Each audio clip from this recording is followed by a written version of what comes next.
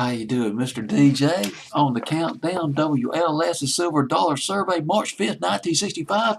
An energetic rock and roll song going from Lawrence Welk at number 22. Well, If I Loved You by Chad and Jeremy, that was really laid back at number 21. To Adam Faith, It's Alright, an energetic rock and roll record. And this is part of the British invasion. Adam Faith was a huge hit, making star in England in the early 60s. But get this, It's Alright was not put out as a single in England. It was his only hit record here in America, ironically enough. But it wasn't real big. It wasn't like top 5 or top 10 or even top 20. It did decently. It got a lot of airplay. It just wasn't a huge #1 hit like A Hard Day's Night or Help by the Beatles or Stop in the Name of Love by the Supremes, which I believe is coming up later on in this countdown.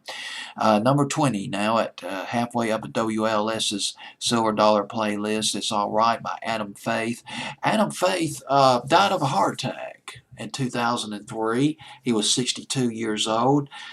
His real name was Terence Nelham Wright. Nelham Wright, I believe that's how you pronounce it. He made his debut in 1958.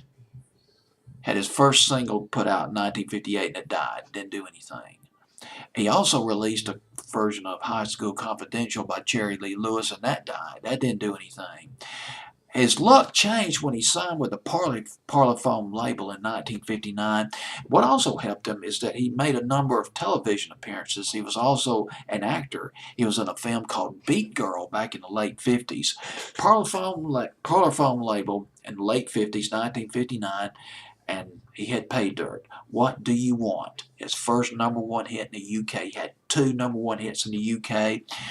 Poor Me went to number 2. Someone Else's Baby went to number 2 in Britain. This was around 1960. His debut album, critically acclaimed, mixed with standards and new stuff, put out in 1960. And he's put out about 6, 7, or 8 albums, 11 top 10 hits in England in the early 60s. His last one was called The First Time. His last top 10 hit was The First Time. That went to number 5 in England in the fall of 1963. This record was a little bit different from his previous efforts. This record had a heavier beat to it to be competitive with the Merseyside sounds that was emerging from Liverpool and from other parts of England. Rock and roll was kicking in as the British were reinventing American rock and roll, and it was very popular on the British charts. The Beatles were getting real big in 1963. The Hollies, I believe, had their first hit in 1963 as well. So he just had to stay competitive, but it was his last hit, though, the first time in 1963. And that is so ironic because here we go, about a year and a half later, in the spring of 65, he has It's Alright, Adam Faith.